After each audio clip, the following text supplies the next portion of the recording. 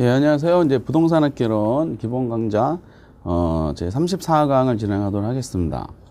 이 34강에 대한 내용은 이제 그 부동산 개발에 대한 내용으로서 33강에서 부동산 개발의 이제 이론적인 부분이 이런 게 나옵니다라고 말씀드렸고, 34강에서는 이제 부동산 개발의 분류에 대해서 유형이라 그러기도 하죠.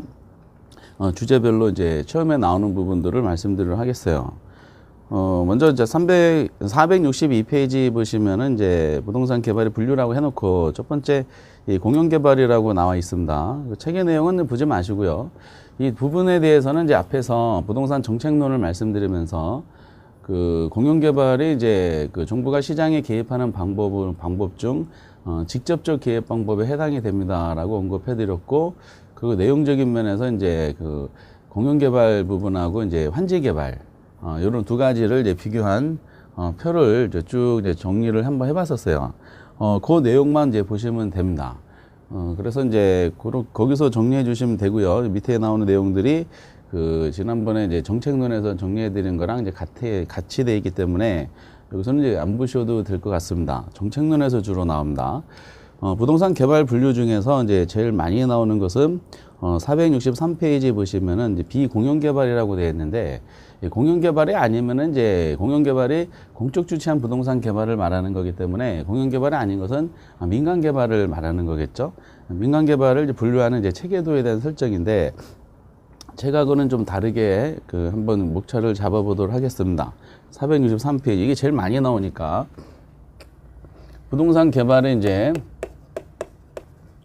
내용 중에 첫 번째 개발 유형 중에 민간 개발이라고 이제 되어 있습니다. 민간 개발은 말 그대로 이제 사적 주체한 부동산 개발을 이제 민간 개발이다라고 하고요.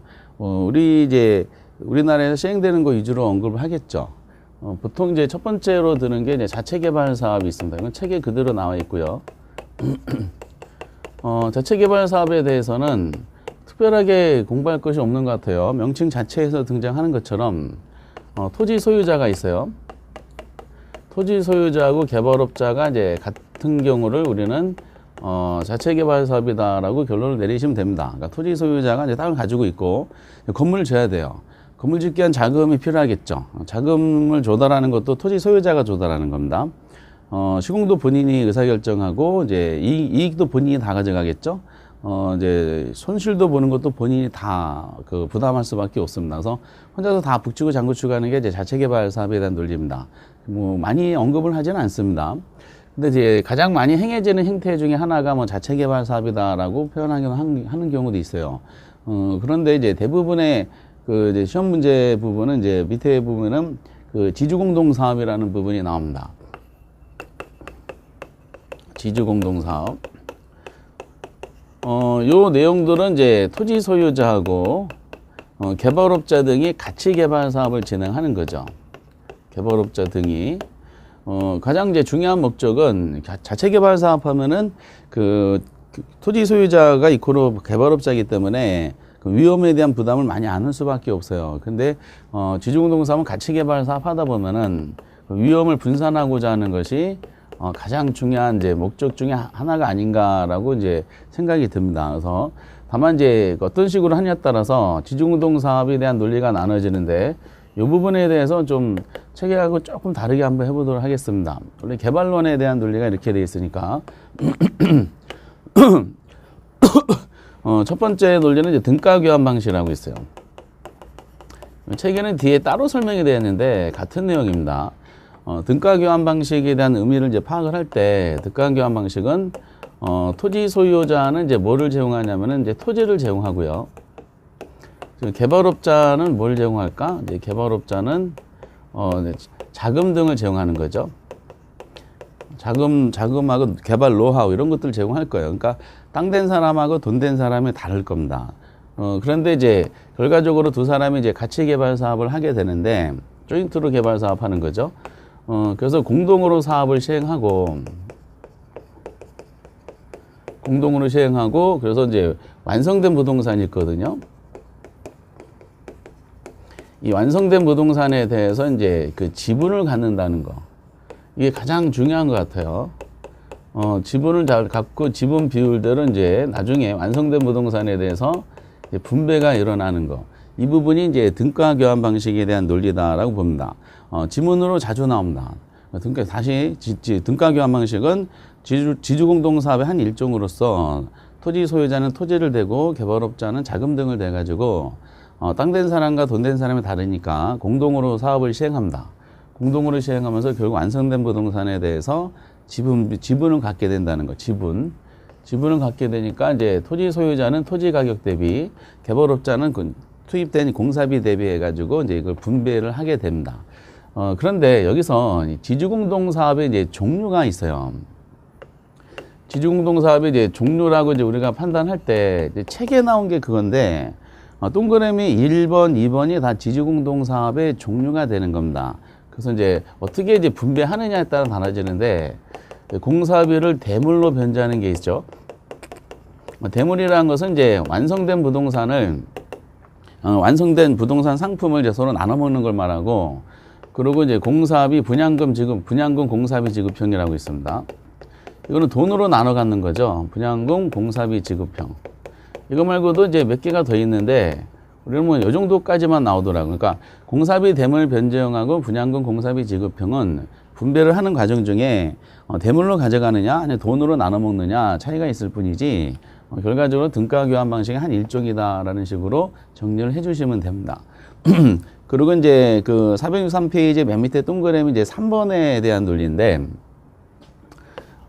그것이 이제 이것도 지주공동사업의 한 일종으로서 사업위탁 방식 또는 이제 사업 수탁 방식이다라고 출제를 합니다. 사업 위탁 방식 또는 사업 수탁 방식. 이 부분은 이제 토지 소유자가 토지를 제공해요. 토지를 제공하고 이제 건물을 져야 되잖아요. 건물 짓기 위한 자금도 토지 소유자가 조달하는 겁니다. 그런 내용들이 이제 설정이 돼 있고, 그리고 이제 토지 소유가 땅 되고 돈 됩니다. 그리고 사업 명의를 누구 명의로 하냐? 이것도 토지 소유자 명의로 하는 거예요. 토지 소유자가 본인 땅에 본인이 투입된 자금으로 본인 명의로 개발 사업을 진행하는 거예요. 근데 할 줄을 모르는 거야. 그래서 이제 이 사업 개발 사업을 위탁을 합니다. 그 위탁을 할 때도 이제 기획부터 나중에 임대 분양까지 전부를 위탁하는 방법이 있고, 일부만 위탁하는 부분 위탁 방식이 있는데, 대부분은 부분 위탁 방식을 많이 하는 것 같아요. 누구한테 이제 위탁하냐? 이제 개발업자한테 위탁하죠. 이때 개발업자는 이제 자금을 대지 않았죠. 지주공동사업 같은 경우는 개발업자가 자금을 댔기 때문에 지분을 가져서 나눠 먹는데, 이거는 개발업자는 이제 돈을 댄 것이 아니니까 완성된 부동산에 대해 지분을 갖는 것은 아니고요. 우리 시험에서는 일관된 방향으로 개발업자는 완성된 부동산에 대해서 완성시킨 수수료죠. 공사비 수수료를 먹는다. 이렇게 해서 마무리 짓고 있습니다. 이렇게. 그 논리가 이제 사업위탁 방식이야. 그래서 굉장히 이제 의미가 있습니다. 사업위탁 방식은 참 자주 나오고요. 그리고 이제 뭐 신차제 방식이 이제 그 다음 페이지에 보면 이것도 나와 있는데, 다만 신차제 방식은 이제 일본식 방식입니다. 땅을 빌려서 개발 사업을 하는 겁니다. 그래서 딱 역사적으로 지문 한 번 나왔었어요. 이제 옛날에 아주 오래 전이죠. 10여 년 전에 나와가지고, 그 부분이 이제 일본식으로 한번 문제를 냈을 때 옛날 출제위원이 잠깐 언급한 적이 있었습니다. 그래서 차지란 말은 이제 땅을 이제 빌려주는 걸 말하죠. 개발업자가 토지 소유자한테 땅을 임대해가지고 임차해가지고 개발 사업을 완성하는 겁니다. 그런데 이제 공사 기간 중에는 이제 아마 임대료를 지불하겠죠, 땅 주인한테. 그러면 이제 본인 돈 들여서 건물을 줬으면은 나중에 이거를 분양할 거예요. 분양하는 과정 중에 이제 건물은 본인 돈 가지고 했기 때문에 시장 가격으로 이제 매각할 것이고, 대신에 토지 소유자한테 이제 임차해서 개발 사업한 거기 때문에 소유자한테는 이제 땅을 돌려줄 겁니다. 굳이 뭐 보신다 그러면은 그 신차제 방식에 디귿만 보시면 돼요. 계약 기간이 종료 시점, 공사 기간이 완료된 시점이겠죠. 그 토지는 이제 원래 빌린 거니까 돌려줘야 되고요. 무상이란 말은 뭐 사실 의미가 없겠죠. 원래 빌린 거니까 원래 돌려주고, 그리고 이제 건물은 본인이 투입된 상품이다 보니까 시가로 매각한다. 그래서 토지 무상 반환, 건물 시가 매각, 뭐 이 정도만 잠깐 확인하시면 되실 것 같아요. 요즘에 안 나오죠. 그리고 이제 요거와 더불어 또 중요한 게 그 토지 신탁 방식이 있어요. 토지 신탁 방식 또는 신탁 사업, 이렇게 이제 봅니다. 신탁이란 말이 되게 의미가 있죠. 그래서 464페이지에 이제 반가로 3번에 대한 논리가 나오는데, 이 토지신탁 방식에 대한 논리 보면은 가장 중요한 결정적이게 출제원이 강조하는 게 있습니다. 신탁이라는 말이 있잖아요. 믿고 탁 맡긴다는 건데 토지 소유자가 누구한테 하냐면 신탁회사죠. 일종의 개발업자가 될 겁니다. 신탁회사한테 토지에 대한 소유권을 이전해 주는 거. 이게 아마 결정적으로 이제 그 강조하는 것 같아요. 토지 소유권을 이전했기 때문에 이제 사업 승인 들어갈 때 그 신탁회사가 토지 소유자가 될 거예요. 토지 소유자가 되고 그 건물을 짓게 한 자금은 누가 조달하냐? 신탁회사 본인의 신용으로 조달합니다. 자금. 그리고 이제 그 사업은 누구 명의로 하냐? 신탁회사 명의로 하게 돼 있어요. 그리고 아마 신탁관계가 설정이 될 거예요. 위탁자고 이제 수탁자가 될 텐데 신탁관계에서는 이제 신탁관계라서 이제 삼각관계가 생기죠. 위탁자, 수탁자, 이제 수익자가 생기는데 이 수익자가 누구를 이제 완성된 상품에 대해서 수익자를 누구로 할 것인가는 아마 신탁관계에서 지정을 할 거예요. 그래서 토지 소유자가 수익자가 될 수 있고 또는 제3자가 수익자가 될 수 있는 거. 이런 논리는 이제 민법 시간에 다루시면 되겠고요. 어쨌든 그 수익자가 누군지를 이제 수익증권을 발급을 해서 신탁관계한 수익증권을 발급해서 수익증권상의 이제 수익자를 대해서 완성된 부동산의 이제 이익을 이제 나눠주는 식으로 아마 신탁관계 형성이 될 겁니다. 근데 제일 중요한 부분은 사업위탁 방식하고 이제 비교해봤을 때 사업위탁 방식은 이제 토지 소유자에 대한 논리 있죠. 토지 소유 땅 주인이 되고 자금 직접 조달하고 사업은 소유자 명의로 하는 데 비해서 이게 신탁회사 내용으로 이제 바뀐다는 거죠. 중요한 가장 결정적인 이유가 그래서 왜 이런 일이 발생하냐? 신탁 방식은 소유권이 이전해 주기 때문이고 사업위탁 방식은 소유권 이전행위가 나타나지가 않기 때문에 그렇습니다. 이렇게 이제 내용이 잡고 이제 마지막으로 나와 있는 게 방간호 4번에 컨소시엄 사업 있죠. 큰소시라고 하시면 돼요. 컨소시엄 사업은 이제 이것은 시험 컨소시엄 나겠지만은 큰 소시잖아요. 큰 소시이기 때문에 이제 대규모 개발 사업이다. 대규모 개발 사업에 이제 이루어지는 형태다라고 이 정도만 아시면 돼요. 큰 소시니까 대규모다라고 판단만 하시면 됩니다. 그래서 아마 이제 어떤 대규모 개발 사업 들어가면은 입찰이 들어갈 텐데 컨소시엄을 구성하는 법인명으로 입찰이 들어갔겠죠. 컨소시엄 안에는 이제 그 여러 법인들이 결합을 하겠죠. 그 주관사 협력사 해가지고 그 자금이라든지 기술이라든지 인력 등을 이제 공유해가지고 컨소시엄 법인 명의로 입찰 들어가서 낙찰받으면 컨소시엄 법인 명의로 이제 개발 사업이 진행되는 형태다라고 표현이 될 겁니다. 근데 이렇게 이제 이 정도가 이제 그 정리를 한번 해주셔야 되는데 역시 정답 부분에 대한 논리는 확정이 되어 있는 것 같아요. 이 등가 교환 방식에 대한 논리하고 사업위탁 방식에 대한 논리랑 토지신탁 방식 요 세 가지에서 정답 체크로 만약에 따졌을 때 그 거의 뭐 95% 이상이 다 여기서 이제 출제를 합니다. 그래서 전체적으로 민간 개발 방식에 이런 사업이 있지만은 체계가 좀 다르게 등가 교환 방식은 이제 드러내시고요. 이렇게 해서 나머지가 이런 식으로 이제 체계도가 나와 있다라고 정리를 한번 해주시면 되실 것 같아요. 너무 이제 어렵게 내지는 않고요. 맨날 나오는 것만 나옵니다. 여기 아마 그 부동산 이제 개발론에 보면은 쌍두마차가 있어요. 첫 번째에서는 부동산 개발 이론 중에 부동산 개발에 대한 이제 그 부동산 개발 분석이 있었죠. 부동산 분석해서 지역 경제 분석, 시장 분석, 시장성 분석, 타당성 분석, 이제 그리고 투자 분석이라는 그 GCC 타투 그 논리는 이론의 핵심이고, 그리고 이제 개발 유형의 핵심은 이 부분이 이제 핵심이다라고 보시면 됩니다. 근데 이제 근래에 좀 나오기 시작한 것이 뭐냐면은 한때 잠깐 이제 나왔다가 그리고 한동안 안 나오다가 요 근래에 또 나오기 시작합니다.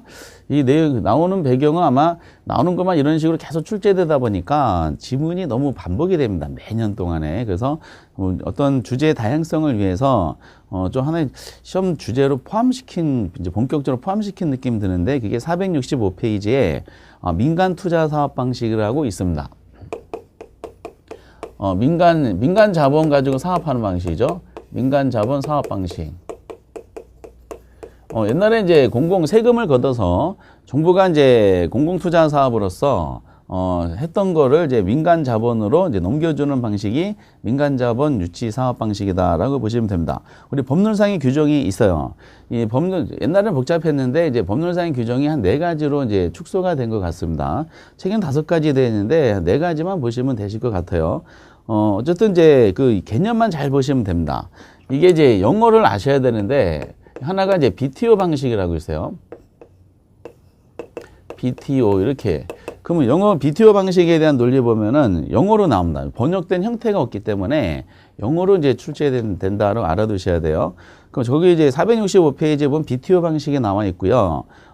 B라는 것은 빌트, 짓는 걸 말하겠죠. 그래서 거기에 개념 보면 사회 기반 시설의 준공입니다. 준공. 준공을 한 거야. 이게 짓는 거니까 누가 짓는 거냐? 민간 자본 가지고 짓는 거죠. 민간 자본 가지고 이제 건설을 한 거예요. 민간 자본 가지고 건설을 하면은 그 다음에 이제 뭐가 나오겠어요? T, 트랜스퍼죠. 이게 넘겨주는 거죠. 좀 넓게 해볼까? 그 T가 나오는데 T가 이제 거기 뭐냐면 그 준공이라고 나오기 때문에 순서를 잘 보시면 돼. 준공이니까 빌트가 나오고 동시에 해당 시설 소유권이 국가 지자체에 귀속된다 그랬어요. 그럼 민간이 자본을 들여가지고 이제 건설을 한 시설에 대해서 그 소유권을 정부한테 귀속시키는 거야. 국가 등한테 이제 이거를 이전시키는 거죠. 귀속 이전. 소유권을 넘겨준 거. 그래서 트랜스퍼라고 나오고, 그럼 민간 건설업자 입장에서는 본인 자본 가지고 건설했는데 소유권을 이제 정부한테 이전시키면은 투자한 자본을 이제 회수할 수가 없을 거 아니에요. 그래서 정부랑 계약을 맺습니다. 그게 이제 그 보시다시피 사업 시행자에게 일정 기간 시설 운영권을 인정하는 거예요. 운영권. 이게 오퍼레이트죠. 그래서 민간이 이런 시설에 대해 소유권을 넘겨줬지만은 20년 내지 30년 동안이라는 기간이 정해줄 겁니다. 이거를 이제 운영권을 받는 겁니다. 그래서 민간이 짓고 빌트, 소유권 정부한테 넘겨주고 트랜스퍼, 그 민간이 그 시설에 대해서 운영권을 가져요. 그래서 이거를 이제 누가 사용하냐? 제공을 누구한테 하냐? 일반 시민한테 제공해주면은 일반 시민이 이걸 사용하면 사용료 있죠? 사용료 가지고 이제 투자 자본을 이제 회수하는 방식이 이게 BTO 방식이다라고 보시면 됩니다. 이 방식에서 나온 것이 민자도로입니다. 민자도로, 민자다리 이런 것들이 전부 다 BTO 방식으로 하게 돼 있어요. 어떤 이제 어떤 의미가 있느냐, 실무적으로 어떤 문제점이 있느냐 이런 것보다는 이제 여태까지는 개념 위주로 출제를 하기 때문에 정확하게 용어적으로 한번 알아두시 바랍니다. 우리 법률상 규정되어 있는 내용이기 때문에 그래요. 그리고 이제 BTO 방식이 있고 이번에 BOT 방식이 있어요. 순서만 바뀐 거예요. 짓고 그 다음에 이제 먼저 운영을 하고 기간 끝나면 넘겨주는 겁니다. BTO하고 T하고 O가 순서만 바뀐 거니까 이 내용 그대로 하시면 돼요. 그래서 준공 나왔죠? 빌트. 시행자의 소유권 인정되고 이제 오퍼레이트. 그리고 기간 만료되면 귀속 트랜스퍼서 준공 B 소유권 인정 오퍼레이트 O 귀속 T. 그래서 이 단어만 순서대로 연결시키면 되고 3번에 BTL 방식이라고 있어요. BTL 방식은 이제 민간이 져요. 똑같이 거기에 이제 준공이란 말이 나옵니다. 준공까지는 이제 똑같죠. 그 다음에 시설 소유권 국가지 귀속. 여기도 똑같죠. 민간이 건설하고 정부한테 귀속시킨 건 똑같아요. 그런데 일정 기간씩 운영권을 인정하되 시설 국가 지자체 등 협약에 따라 일정의 임차에 또 동그라미 쳐야 되죠. 리스하는 거죠. 민간이 짓고 소유권 넘겨준 거에 대해서 운영권을 받았는데 그 시설에서 정부가 임차해서 사용하는 겁니다. 그래서 이제 이걸 BTL 방식이다라고 합니다. 그래서 보통 이제 이 BTO, BOT 방식하고 BTL 방식은 좀 차이가 있는데, BTO 방식 같은 경우는 이제 일반 시민들이 사용을 했어요.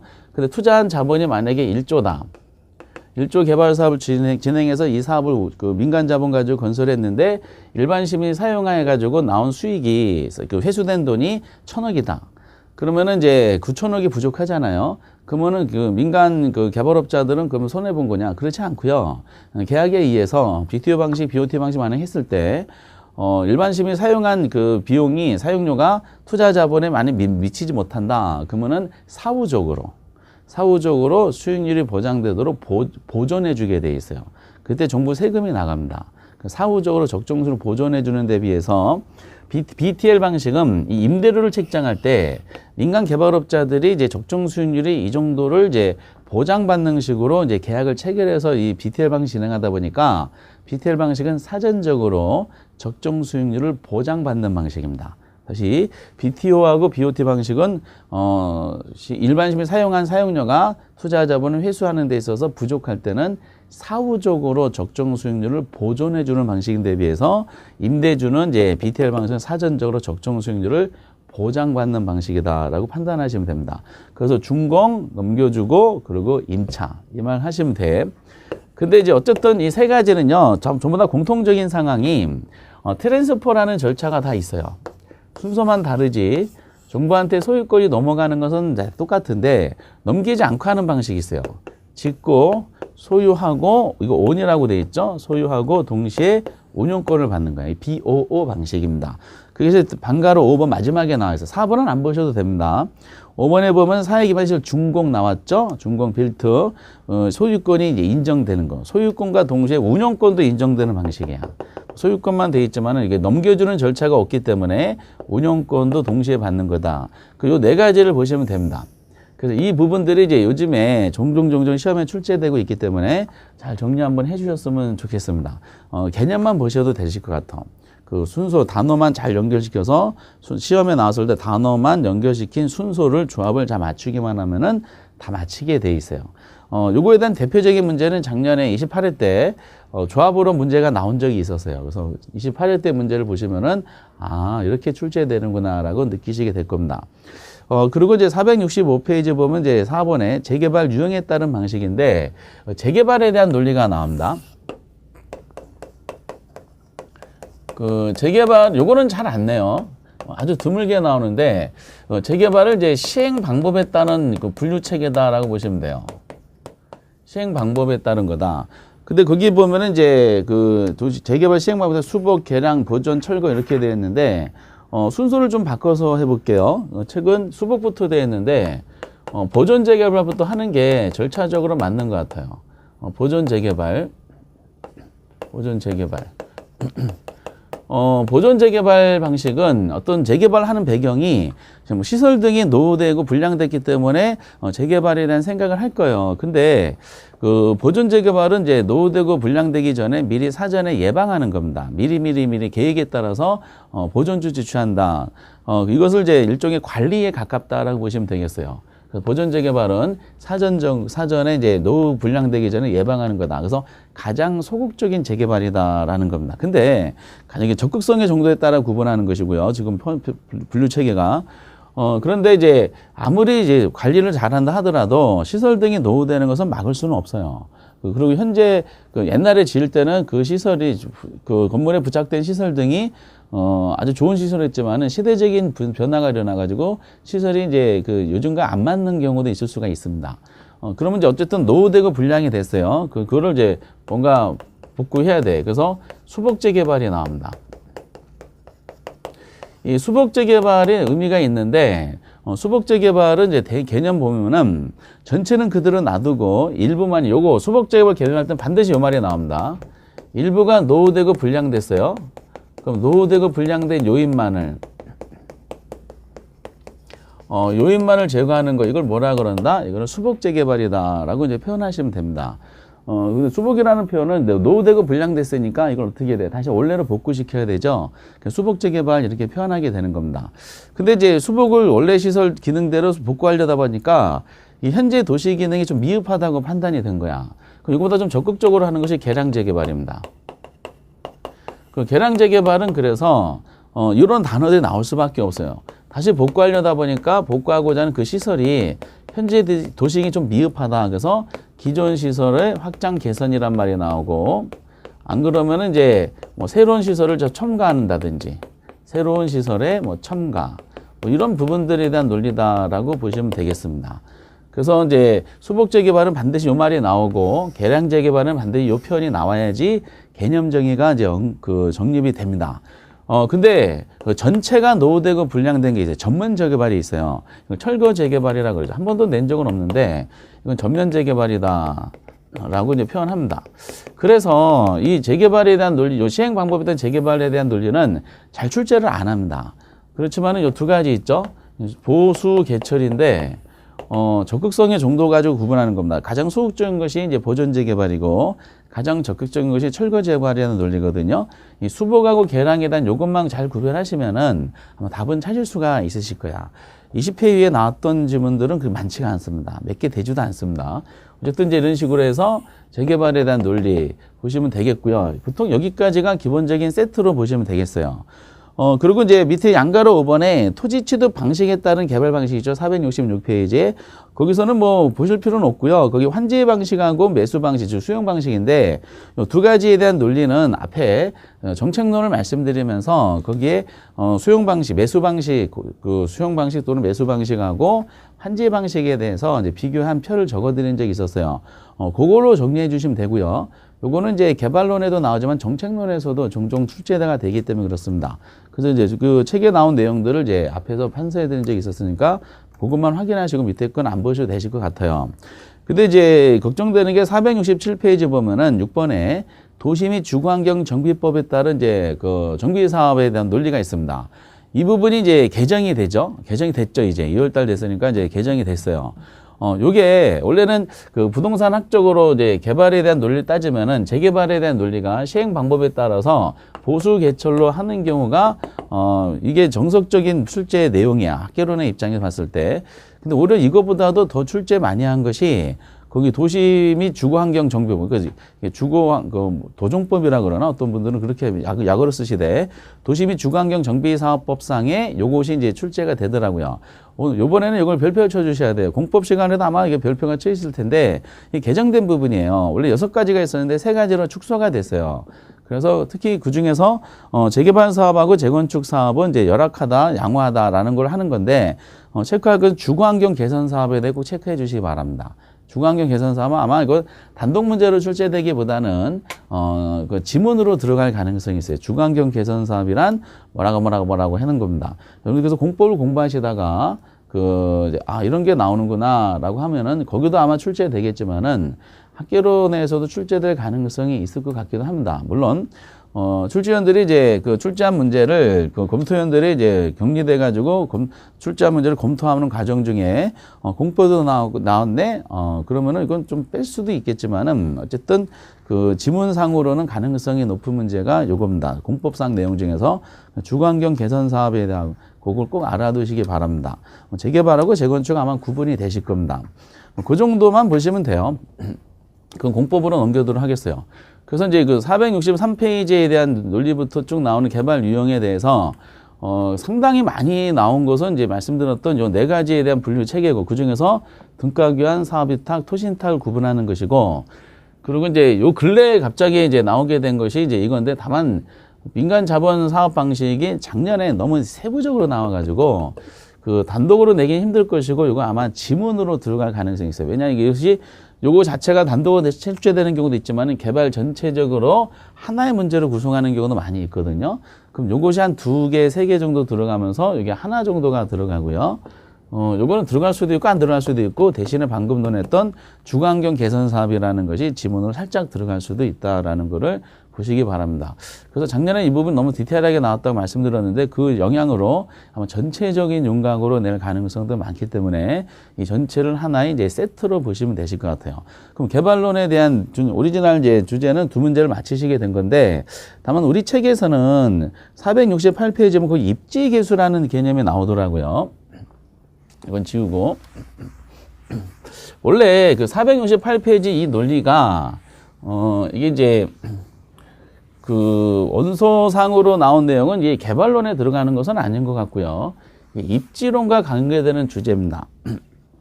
468페이지.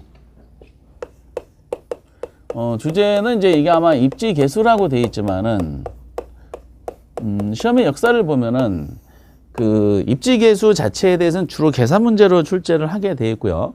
입지 개수에 대해서 공부를 하실 때 그 가장 이제 그 완성품 문제가 더 이상 그 이상 문제는 나오기 힘들 정도로 난이도 계산 문제의 난이도가 상한선에 도래를 한 것이 입지 개수 문제인데 27회 때 기출 문제가 있어요. 그래서 27회 때 입지 개수가 기출 문제에 나온 거를 하나 기본으로 해가지고 한번 연습해 보시면은 과거에 나왔던 입지 개수 문제는 다 부드럽게 풀리게 돼 있습니다. 그만큼 27회 때가 좀 세게 출제됐다라고 말씀을 드리겠어요. 그 내용상으로 이제 우리가 입지계수가 거기 보면은 그 말은 좀 어렵게 돼 있죠. 부동산 수의 원천으로 지역의 산업의 활동이고 왜 부동산이 나왔는지 모르겠어요. 원래는 부동산하게 나온 건 아닙니다. 일정 지역이 어떤 이제 사업에 특화되어 있는 걸 손쉽게 판별을 할 수 있는 방법. 그러니까 입지계수에 대한 어떤 취지는 어떤 지역에서 그 지역에 이제 어떤 산업이 있는데 이 산업이 이제 이 지역에서 특화된 산업인지 아닌지를 판단하는 어떤 기준이 되는 것을 측정 지표가 입지계수예요. 다만 입지계수가 갑자기 나온 것은 아니고 어떤 학문적인 그 절차가 있어요. 이게 원래 도시개발과 관계되는 이제 어떤 내용에 보면은 경제 기반 분석 모델이다라고 얘기합니다. 산업입지 이론 중에 하나인데 경제 기반 분석 이제 모형이다라는 내용 중에 이제 하나가 입지계수에 대한 논리예요. 그래서 이거는 간략하게 책에 설명이 안 되기 때문에 간략하게 한번 보도록 하겠어요. 이거는 산업도시를 가정하는 거야. 산업도시.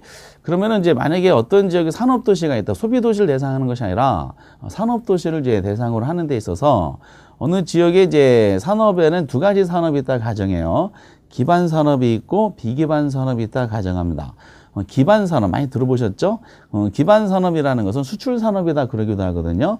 그 지역에서 이제 생산된 제품이 지역 바깥으로 나가는 산업이라서 이제 이거를 수출 산업 또는 기반 산업이다라고 얘기도 합니다. 그 결과적으로 이제 어떤 산업 도시다 그러면은 그 기반 산업이 그 지역을 성장시키는 동력원이 되는 겁니다. 그럼 기반 산업이 있으면 무슨 산업들이냐? 기반 산업으로 먹고 사는 이제 비기반 산업이 있어요.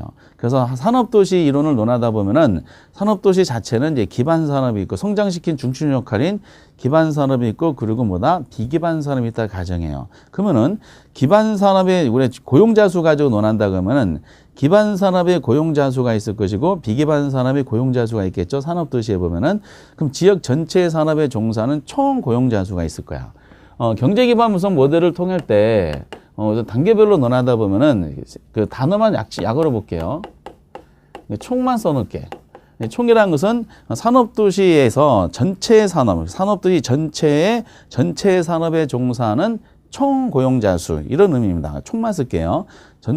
산업도시 전체 산업에 종사하는 총 고용자 수. 근데 산업도시에는 산업이 두 가지만 있다 가정했죠. 기반 산업하고 비기반 산업만 있다고 가정했어요. 고용자 수가 논할 때. 그러면 결과적으로 총 고용자 수는 기반 산업의 고용자 수하고 기반 산업에 종사하는 고용자 수 생략해서 기반 산업만 쓰겠습니다. 그리고 비기반 산업에 종사하는 고용자 수 비기반 산업만 쓰도록 하겠어요. 그래서 기반 플러스 비기반이 전체 산업이야. 그럼 요거를 이제 비율을 한번 해보도록 하겠어요. 그럼 좌항하고 우항을 전부 다 총으로 나눠보세요. 총으로 나눠보면 이게 나중에 다 필요성이 있어서 그런데 왼쪽을 전체에서 종사한 총 고용자로 나누면은 총 나누면은 1이잖아요. 그럼 기반을 총으로 나누면은 기반 산업이 차지하는 비율, 기반 비율이다 그럽니다. 그리고 비기반을 총으로 나누면 비기반 산업이 차지하는 비율에서 비기반 비율이다라는 식으로 이렇게 또 정리가 됩니다. 이게 이제 내용상이 항상 기반 산업 이론 논할 때 항상 기반 플러스 비기반이 전체고 기반 비율 플러스 비기반 비율이 1이다라고 판단하셔야 돼요. 그럼 기반 비율은 1에서 비기반 비율을 뺀 것이 이제 그 기반 비율이 되겠죠. 그러면 여기 궁금한 것은 그러면은 이제 기반 산업이 이제 그 지역을 성장시키는 중요한 산업이라는 뜻인데 기반 산업이 지역 전체에 얼마만큼 영향력을 미치는지 그거를 크기를 알고 싶어. 그래서 나온 유명한 개념이 경제 기반 승수라는 게 있어요. 여기 설명이 안 돼 있는데 이 경제 기반 승수다라는 겁니다. 승수라는 것은 배수라고 해서 앞에서 투자론에서 각종 승수는 했었죠. 총소득 승수, 순소득 승수 막 승수를 논했었는데 승수에 대한 논리는 이제 배수를 논합니다. 그러면 경제 기반 승수의 공식은 뭐냐면은 지역 전체 산업에 종사하는 총 고용자 수, 총만 쓸게요. 총만 쓰고 전체 산업에 종사하는 총 고용자 수. 그 기반 승수잖아. 그러면 이제 이 총을 이제 뭐냐? 기반 산업에 종사하는 고용자 수로 나눈 겁니다. 그러니까 기반분의 총이 뭐다? 이게 이제 경제 기반 승수다라는 거야. 그 예를 들어서 경제 기반 승수가 5다. 그럼 기반 산업에 종사하는 고용자 수가 1000명이다. 1000명, 기반에 종사하는 사람 1000명이다. 그럼 지역 전체 산업에 종사하는 총 고용자 수는 1000 곱하기 5니까 얼마다? 5000명이라는 뜻입니다. 그러면 전체가 5000명이면은 5000명이라는 고용자 수에는 기반 산업과 비기반 산업이 있겠죠? 그럼 이제 기반 산업이 1000명이었는데 승수가 5니까 이게 5000이다. 그러면은 이게 1000명이면은 비기반에 종사하는 사람은 몇 명이죠? 4000명이 되는 겁니다. 그럼 결과적으로 이 지역에서 기반 산업이 그 지역에 영향 미치는 효과는 승수만큼 효과를 미친다는 거야. 그럼 기반 산업의 종사자 수가 1000명이면은 전체가 5000명이다. 그럼 비기반은 4000명이라는 것은 이 기반 산업에 종사하는 고용자 수, 이 기반 산업 때문에 비기반 산업에도 추가적으로 파생 효과로서 4000명의 고용 창출 효과가 생긴다는 뜻입니다. 이렇게.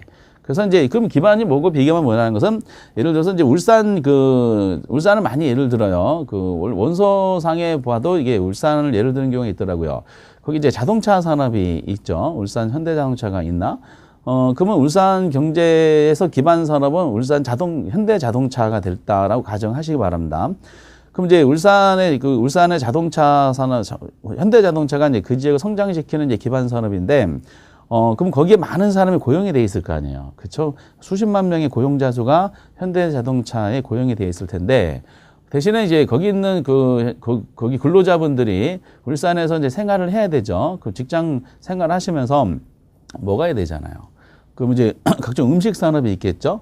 음식 산업이 이제 울산이라는 산업도시, 그 현대자동차 때문에 먹고 사는 파생적인 비기반 산업이 돼요. 먹는 거, 그 먹기만 해요? 아니죠. 뭐 해야 돼요?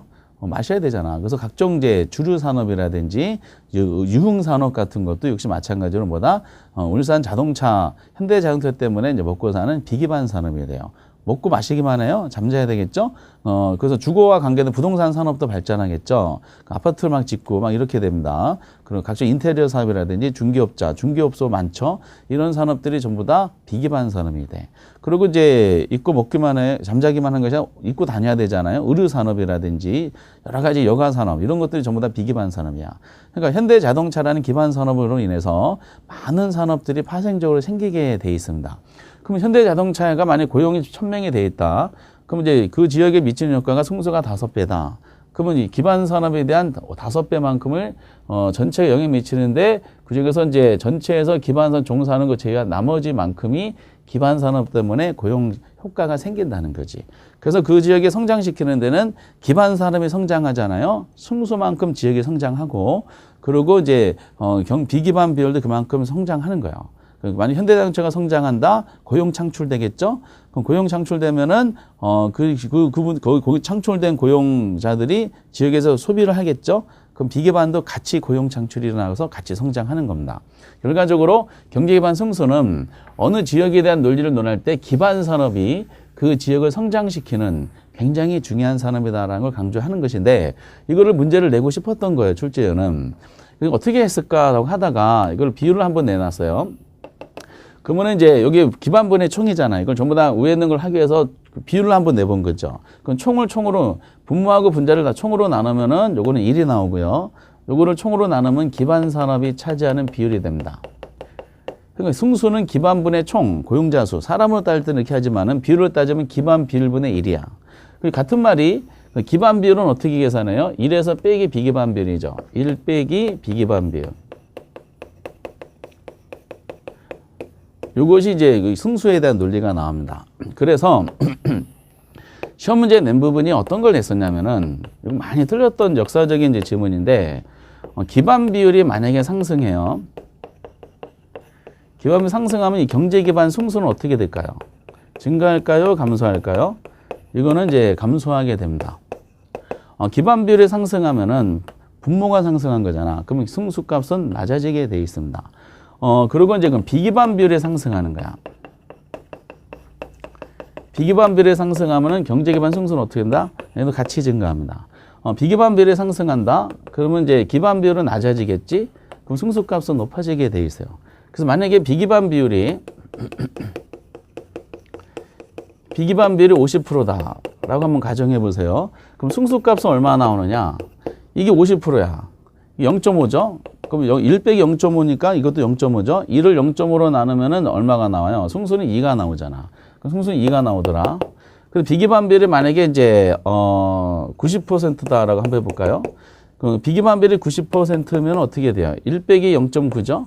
그럼 이게 그 기반비율 얼마 나와? 1 빼기 0.9니까 여기 기반비율은 0.1이 나올 거 아니야. 그럼 1을 0.1로 나누면 얼마 나와요? 10이 나오지. 그러니까 비기반비율이 높아지면은 뭐가 승수도 커지게 돼 있어요. 그 이유가 기반비율이 낮아지기 때문인데, 그래서 결국 기반비율하고 이 경제기반 승수 크기는 서로 반비례 관계가 있고요. 기반비율, 비기반비율하고 경제기반 승수는 비례 관계에 있다는 거 꼭 알고 계셔야 돼요. 이걸 통해서 알 수 있는 것은 어떤 지역에서 기반 산업이 이제 그 지역에 영향을 미치는 정도를 파악할 때는 그 기반 산업만 성장하면 안 된다는 거죠. 그 지역의 기반 산업 역할은 비기반에 대한 파급 효과가 커야지 기반 산업의 역할이 충실하다라고 판단하는 겁니다. 이렇게. 그래서 요거를 이제 시험에 냈던 겁니다. 요거 기반비율과 승수가 무슨 관계고 비기반비율과 이제 승수가 무슨 관계인지 요걸 시험에 냈던 건데, 이것도 언젠가는 계산 문제 가능성이 있어요. 그런데 여기까지는 계산 문제 내지 않고 지문만 나왔었는데, 출제원이 가장 관심 가졌던 것은 뭐냐면은, 결과적으로 경제기반 분석 모델을 통해서 보면은, 이 승수가, 승수를 이제 영향 미치는 것은 기반 산업이잖아. 그럼 어떤 특정 지역이 있어요. 특정 지역에 성장시키는 기반 산업인데 도대체 기반 산업이 뭐야? 요거를 밝히는 거에 대해서 관심을 집중하고 있어요. 기반 산업이 뭘까? 그럼 기반 산업이 뭔지를 밝혀내는 거 있죠? 이거를 뭐라 그러냐? 이거를 입지계수다라고 그럽니다. LQ다라고 하죠. LQ. 영어로. 그래서 이제 입지계수를 논하기 위해서는 먼저 이 승수에 대한 논리를 잡아야 됩니다. 그래서 이제 이 지역을 도대체 기반 산업이 뭐가? 그러면 입지계수를 통해서 기반 산업이 밝혀지면은 입지계수를 통한 기반 밝혀진 거를 정부가 집중적으로 육성하면은 그 지역은 성장하는데 엄청나게 이제 기여한다. 이런 논리가 나옵니다. 그래서 다 생략하고, 그래서 입지계수에 대한 이제 내용이 이제 468페이지에 바로 들어가 있는 겁니다. 입지계수는 어차피 계산 문제로 나오는데 구조가 뭐냐면은 이렇게 되어 있어요. 특정 산업이 나옵니다. 공식이 이렇게 되어 있는데 공식을 풀어서 뭐냐면은 특정 산업이 전국에서 차지하는 비율이야. 그래서 이제 전국분의 특정 산업 하시면 되고요. 그 특정 산업이 지역에서 차지하는 비율을 말합니다. 특정 산업은 제시를 해줄 것이고, 이게 전국분의 지역 이렇게 하시면 되겠어요. 입지계수를 통해서 이 지역, 이 산업이 이 지역의 특화도를 알 수가 있어요. 그 입지계수를 통해서 지역별로 산업의 특화도를 파악하게 하는 논리입니다. 산업의 특화도를 파악하기 위해서 논하는 것이 입지계수고, 그래서 만약에 이렇게 계산된 내용이 나누기잖아요. 나누기는 모든 의사결정 뭘로 한다? 1가족 하게 돼 있어요. 그 1보다 크다라고 한번 판단해 보세요. 1보다 크면은 이 산업이 전국에 종사하는 사람보다 이 산업에 대해서 이 지역의 종사자 수가 더 많다는 뜻이야. 그 1보다 크려면 우회 숫자가 더 크니까 결과적으로 전국보다 이 지역의 이 산업이 더 종사자 수가 많으니까 이 지역에서는 이 산업보다 특화 산업이라는 뜻이에요. 특화 산업이란 말은 결과적으로 기반 산업이라는 뜻이죠. 그래서 요거를 이제 의미를 파악하는 것보다는 이제 계산으로 나오더라. 물론 당연히 1보다 작으면은 전국에 종사하는 사람보다 이 지역에 이 산업에 종사하는 사람이 적기 때문에 비특화 산업이다라고 판단할 수가 있습니다. 그런데 이제 그럼 계산하시려면은 요 이제 특정 산업이 아마 주어질 것이고요. 그 지역별로 아마 주어질 겁니다. 그럼 전국부터 먼저 구한 다음에 지역에 대한 자료를 조사하면은 입지계수를 구할 수가 있어요. 밑에 그 언급이 돼 있죠. 그래서 이 LQ가 입지계수 1보다 큰 산업의 경우는 이게 특화 산업이라는 뜻이고, 이 산업에 대해서 1인 경우는 이제 비특화 산업이고, 1보다 작은 건 비특화 산업이고, 1인 경우는 뭐 자립 산업이다 이렇게 돼 있지만은 뭐 자립 산업은 중요하지 않고, 1보다 크냐 작냐 가지고 이 산업이 이 지역에서 전국 대비 특화냐 특화된 산업이 아니냐라는 거를 판단하게 한 내용이다라는 거죠. 그 특화 산업이라는 것이 만약에 어떤 지역에서 이 산업이 특화 산업 밝혀져서 말씀드렸듯이 그 산업을 집중적으로 육성하면 지역을 엄청나게 성장하죠. 그럼 기반 산업이 성장하니까 무슨 파급 효과가 비기반에 대한 고용 창출이 생겨서 비기반도 같이 성장한다는 거야. 뒤집어 얘기하면은 만약에 기반 산업이 침체돼서 무너졌다. 지금 뭐 포항 이런 이제 조선소처럼 무너졌다 그러면은 기반 산업만 무너지는 것이 아니라 그 지역의 비기반 산업도 같이 무너지게 돼 있어요. 그래서 이게 굉장히 큰 문제가 발생하게 되어 있습니다. 기반 산업 문제가 아닙니다. 이렇게. 그래서 이거를 이제 연습할 때 27회 때가 때마침 그 기출문제 붙어져 있는데 그 박스 안에 있는 거를 기본 문제를 해서 꼭 정리를 해 주셨으면 좋겠어요. 그 내용 보면 각 도시의 산업별 고용 다음 같을 때 X산업의 입지 개수가 1을 초과하는 도시를 모두 고르시오 이렇게 설명이 돼 있죠. 그럼 거기서 이제 따져봐야 돼. 그럼 그 X산업에 대해서 논한 거야. Y산업은 논한 것이 아니라 그 문제 보면은 X산업을 이제 타겟팅으로 정해놨죠. 그리고 X산업에 대해서 1보다 큰 경우가 이제 물어본 거죠. X 입지 개수가 1을 초과하는 도시를 모두 고르시오. 이렇게 설명이 됐어요. 그러면 도시가 A, B, C, D 여러 가지 나왔죠. 이건 지역이 이제 A, B, C, D가 제시된 상태에서 X산업이라는 특정은 제시된 상태에서 전국 대비 그 입지 개수가 1보다 큰 사람은 4가지 중에 뭐냐라고 여쭤본 겁니다. 그럼 뭐부터 구하는 것이 이제 정상적이냐면은 이 문제 항상 기본인데 LQ를 구하기 위해서는 전국 산업부터 먼저 계산하시는 게 이제 중요합니다. 그래서 이제 거기 A, B, C, D가 다 나와 있지만 전국의 이제 비율이 똑같아요. 전국의 비율이 뭐냐면은 전체 산업의 오른쪽까지 보면은 전국이 있죠. 전국의 전체 산업에 종사하는 사람이 얼마야? 6,250이야. 전국 비율은 이제 6,250이 나옵니다. 전국에 종사하는 사람은 6,250인데 이제 X산업에 대해서 물어봤잖아요. X산업에 종사하는 사람은 얼마죠? 3,350이 됩니다. 요거는 이제 공통적인 자료로 하시면 돼. 이게 딱딱 안 떨어져 가지고 이제 이런 숫자가 안 떨어진 숫자가 나왔는데 그러고 이거 공통적인 자료니까 현장에서는 요걸 먼저 구한 다음에 A, B, C, D를 이제 주어진 숫자대로 하시면 돼요. 근데 A를 봤더니 A가 이제 A 도시 보니까 전체 종사자 수가 숫자 데이터 그대로 집으면 돼요. 전체 종사자 수는 1,000명인데 이제 그 중에서 X산업에 종사하는 사람이 얼마다? 400에 나오죠. 그럼 이거는 이제 몇 프로냐? 0.4, 40%가 되잖아요. 근데 요거를 계산해 보면은 이게 이제 이게 0.4보다는 이게 더 커요. 3,350을 6,250 나누면은, 이게 0.4보다는 이제 크기 때문에 얘는 요 숫자보다 이게 더 커서 얘는 1보다 작은 숫자가 나옵니다. 그럼 얘는 탈락이 된 거야. 그럼 자연스럽게 이제 그 숫자를 보시면은 거기 0.75라고 오른쪽 해설에 나와 있으니까, 이게 0.536이 이제 나옵니다. 여기 계산해 보세요. 여기 0.536이 나와요. 그럼 항상 이 문제를 푸실 때는 비교하는 문제가 나올 때는 전국 비율부터 먼저 계산해 보셔야 돼. 0.536이라는 숫자가 이미 나온 상태예요. 나머지 숫자만 비교하면 돼. 0.4가 이거보다 작으니까 1보다 작네. 얘는 이제 탈락. 그럼 A가 들어간 것은 다 탈락시켜야 돼. 그럼 1번하고 2번이 이제 탈락이 됐고요. B도시 볼까요? B도시 보니까 전체가 몇 명이야? 2,000이야.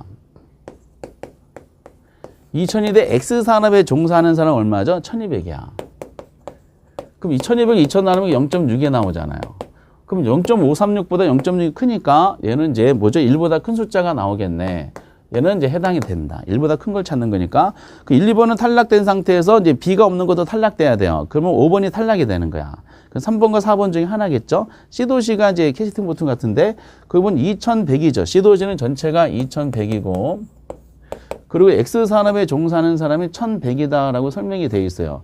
그 계산이 나왔죠? 1,100이다. 그럼 2,100을 이제 1,100을 2,100으로 나누잖아요. 그럼 숫자가 이제 C도시는 이제 얼마가 나오냐면 0.565 정도가 나오는 것 같아요. 0.565. 그럼 0.565가 0.536보다 크잖아. 그러니까 얘는 여기도 해당이 되겠네라는 거죠. 그럼 C는 반드시 들어가야 돼. 그럼 D는 확인할 필요 없이 3번이 정답이 됩니다. D 한번 볼까? D는 이제 보시다시피 이제 C를 잘못했네. 지금 A, B, C인데 지금 이제 C가 1150분에 650이죠. 잘못했어요. 1150분에 650. 이렇게 이제 C가 보니까 1150분에 650입니다. 그럼 이게 0.565가 나오니까 크니까 C는 해당되고 D가 있죠, D. D에 보면은 이제 2100분에 1100이야. 그럼 요것이 2100분의 1100을 하다 보면 오른쪽에 이제 계산 숫자가 나오죠. 0.524 정도가 나옵니다. 딱 안 떨어졌죠? 그럼 어쨌든 이제 0.536보다 이게 작으니까 얘는 1보다 작은 숫자가 나와서 아마 얘도 탈락이 됩니다. 그래서 보통 이 문제를 보면은 이제 다 여태까지 문제가 다 비슷비슷한데 다만 이게 왜 난이도가 높았었냐면은 평소에는 우리 시험에서 3가지가 최대치로 나왔었는데 요건 4가지가 나왔었고요. 동시에 이제 보통 우리 숫자가 기출문제 보면 딱딱 떨어진 숫자가 나왔는데 요거는 두 개는 딱딱 떨어졌는데 전국 비율도 딱딱 안 떨어지게 나왔어요. 암산이 불가능하게 나왔죠. 이거를 이제 그래서 항상 전국 비율을 먼저 계산을 하시고 밑에다 분모에다 전국 비율을 놔둔 다음에 그 주어진 이제 도시 있죠? A, B, C, D 이런 이제 여러 네 개를 주어든 세 개를 주어지든 위에 있는 데이터를 위에다가 순서대로 쫙 배치한 다음에 요거보다 이제 큰 숫자대로 이제 그 배열하시면 됩니다. 그런데 이제 요거보다 0.53은 작은 거를 탈락하면 요거 탈락되고 요거 탈락되고 요것이 이제 뭐다? 크게 되는 거기 때문에 결과적으로 B하고 C를 찾는 겁니다. 그래서 여러분들 요 문제 27회 때 요거를 한번 연습을 해보시고 더 과거에 나왔던 기출문제 푸시면은 이거보다 굉장히 난이도가 쉽다는 것을 이제 확인이 되고요. 그래서 아마 입지계수에 대한 주제는 이 27회 때 이 난이도 이상은 더 이상 출제하기가 이제 힘들지 않겠는가 할 정도로 상한선에 도달한 주제다라고 말씀을 드리겠어요. 그래서 원래 이제 개발론에 대한 논리를 말씀드리면은 개발은 이론 부분하고 그리고 각종 개념을 논했었죠. 그 절차, 구애부터 근거마, 그리고 개발 위험, 법 시비, 그리고 개발에 대한 이제 부동산 분석, 지지 타투, 그리고 개발 유형에서 이제 아까 등가 그 방식, 뭐 사업 위탁 방식 막 이런 걸 논했었잖아요. 그럼 인자 사업 유치하는 방식, 그 재개발에 대한 보수 개철이라든지 그 공법상의 내용 이런 거를 이제 주로 나오고요. 여기 국한되는 거야. 그리고 이 주제는 별도야. 이 주제는 이제 산업 입지론에서 들어갈 내용이기 때문에 이건 따로 이런 의미를 가지는구나라고 하시기 바랍니다. 다만 입지 개수가 거기 기출문제 27회죠. 최근에 나온 거라서 확률적으로는 조금 떨어지긴 하지만은 그래도 이제 그 빈도가 좀 있습니다. 그래서 이런 부분들로 이제 연결이 되는구나. 입지 개수가 왜 어떤 주제에 나온 거냐? 경제 기반 분석 모델이구나. 그래서 입지 개수를 통해서 일보다 큰 산업은 이 지역의 종사자 수가 전보다 많으니까 이 지역의 기반 특화 산업이구나. 그럼 이 기반 산업인 이 산업이 지역 전체에 미치는 영향력은 뭘 통해서? 승수를 통해서 알 수가 있고요. 결국 승수가 큰 산업이 이 지역을 성장시키는 굉장히 중요한 산업이구나. 정책을 반영할 때 이 논리 가지고 연결이 됩니다. 하나의 세트니까 나중에 계산 문제 할 때 이것도 이제 별도의 주제로 한번 연습해 볼 예정입니다. 그래서 468편은 따로 이제 그 정리해 주셔야 될 내용 마무리 지면서 개발론에 대한 두 문제를 이제 완성이 되고 그리고 이제 우리 책에서는 이제 476페이지에 이제 관리 파트가 또 나오죠. 그래서 관리 파트도 보통 한 문제 정도가 출제되는데 어떤 스타일로 출제되는지를 다음 시간에 한번 살펴보도록 하겠습니다. 여러분들 수고하셨습니다. 감사합니다.